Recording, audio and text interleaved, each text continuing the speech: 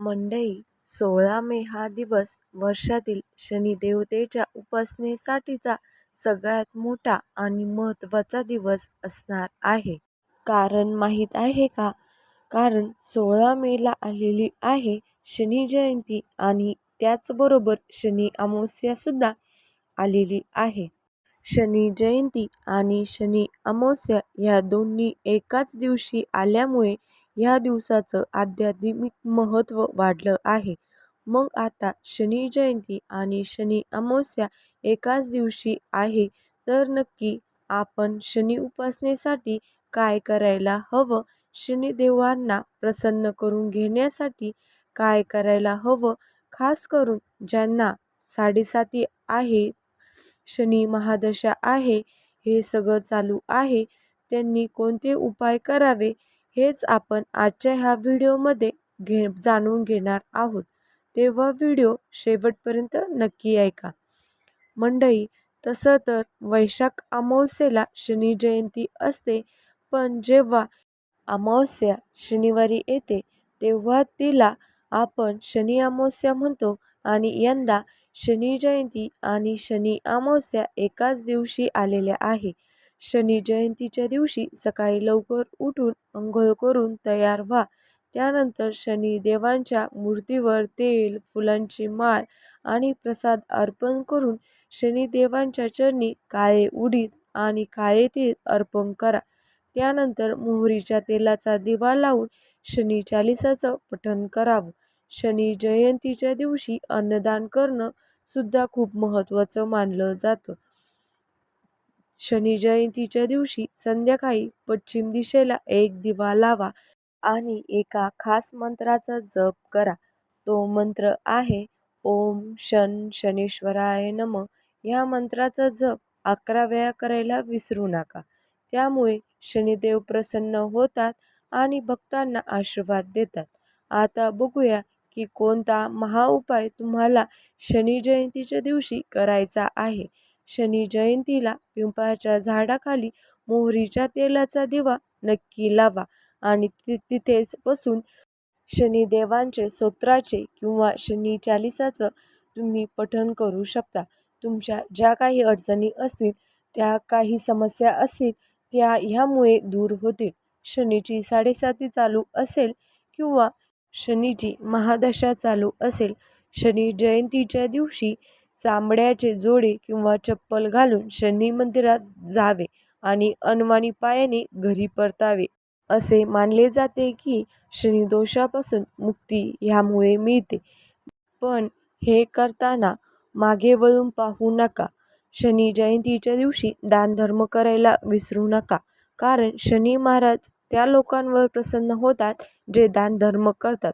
गरजूंची गरज ओळखून त्यांना अन्नदान, त्यांना ज्या वस्तूची गरज असेल त्या वस्तूचं दान शनी जयंतीला नक्की करा. त्याचबरोबर एक गोष्ट लक्षात ठेवा की तुम्ही कितीही सेवा केली, पण तुम्ही तुमच्या आईवडिलांचा अपमान केलात तर मात्र शनिदेव कधीही तुमच्यावर प्रसन्न होणार नाहीत. आईवडिलांची सेवा करण्यावरच शनिदेव प्रसन्न होतात. खरं तर शनिदेवांना प्रसन्न करण्याचा एक साधा, सोपा आणि सरळ मार्ग आहे. तो म्हणजे मुक्या प्राण्यांची, आईवडिलांची, वयाने ज्येष्ठ असणाऱ्या व्यक्तींची, अपंग व्यक्तींची, समाजातल्या दुर्बल आणि गरीब व्यक्तींची सेवा करणं, त्यांच्या गरजा ओळखून त्या पूर्ण करणं. एवढं जरी केलं तरीसुद्धा दुसरा कुठलाही उपाय करायची गरज पडत नाही. शनिदेवांची कृपा होतेच होते आणि कुठल्याही मोठं संकटातून व्यक्ती तारून जातो. शनिदेवतांना कर्मफलदाता म्हटलं जातं. आपल्या चांगल्या वाईट कर्माचं फळ शनी महाराज आपल्याला देत असतात आणि म्हणूनच तुम्ही जर शनी जयंतीच्या दिवशी तुमच्या राशीनुसार उपाय केले तर त्याचा तुम्हाला लाभ होईल आणि तुमच्या जीवनात असणाऱ्या अडचणी दूर होतील. तुमची रास मेष आहे का? मग तुम्ही शनी जयंतीला घरामध्ये रुद्र अभिषेक करा. त्यामुळे तुम्हाला निश्चितच फायदा होईल. वृषभ राशीच्या व्यक्तींनी शनी जयंतीला महामृत्युंजय मंत्राचा जप करावा. मिथुन राशीच्या लोकांनी शनी जयंतीच्या दिवशी दशरथ कृत्य नील शनी स्तोत्राचं पाठ करावा. कर्क राशीच्या लोकांनी शनी जयंतीला लोखंडी वाटीमध्ये मोहरीचं तेल घेऊन त्यात आपलं प्रतिबिंब बघून ते तेल दान करावं. सिंह राशीच्या व्यक्तींनी शनी जयंतीला काळे तीळ किंवा काळे उडीद दान करावेत. कन्या राशीच्या लोकांनी एका मंत्राचा जप करायचा आहे आणि तो शनिदेवांचा बीज मंत्र आहे. तूळ राशीच्या व्यक्तींनी शनी जयंतीला शमी वृक्षाला जल अर्पण करावे आणि शमी वृक्षाची पूजा करावी. तुमची रास रुचिक आहे का? मग तुम्ही शनी जयंतीच्या दिवशी एखाद्या गरीब किंवा असहाय्य व्यक्तीला अन्नदान करा किंवा यथासंभव मदत करा. धनुराशीच्या लोकांनी शनी जयंतीच्या दिवशी मुंग्यांना साखर आणि गव्हाचं पीठ खाऊ घालायचं आहे. मकर राशीच्या लोकांनी शनी जयंतीच्या दिवशी दशरथ कृत नील शनी स्तोत्राचा पाठ करायचा आहे. तुमची रास कुंभ असेल तर कुंभ राशीच्या लोकांनी शनी जयंतीला शनी नक्षत्र आणि शनीच्या होऱ्यामध्ये उत्तम गुणवत्ता असलेल्या नीलम मणी धारण करावा. पण हा धारण करण्याआधी तज्ञ ज्योतिषांचा सल्ला नक्की घ्या. मीन राशीच्या व्यक्तीने आपल्याहून लहान असणाऱ्या व्यक्तींशी चांगलं वागावं आणि एखाद्या धार्मिक स्थळाच्या मुख्य दाराची स्वच्छता करावी, म्हणजे एखाद्या मंदिरात जाऊन स्वच्छता करावी.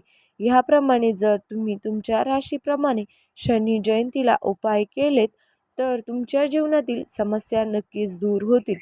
मंडळी, राशीनुसार उपाय तर तुम्ही करणारच, पण त्याचबरोबर काही गोष्टी लक्षात ठेवा. आई वडिलांचा अपमान करणाऱ्यांना शनिदेव कधीही माफ करत नाही. त्यामुळे आपल्या आईवडिलांची सेवा करा. आईवडिलांची सेवा करणाऱ्यावर शनिदेव नेहमी प्रसन्न होतात.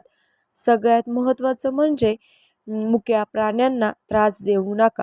मुक्या प्राण्यांवर कुठल्याही प्रकारचा अन्याय करू नका. त्याचबरोबर गोरगरीब आणि असहाय्य अपंग अशा व्यक्तींची तुम्हाला जमेल तशी मदत करा. त्यामुळे सुद्धा शनिदेवाची कृपा आपल्यावर होते. जय शनिदेव. अशाच प्रकारच्या माहितीपूर्ण व्हिडिओसाठी आपल्या चॅनलला सबस्क्राईब करून घ्या. व्हिडिओ आवडल्यास लाईक आणि शेअर करा. धन्यवाद.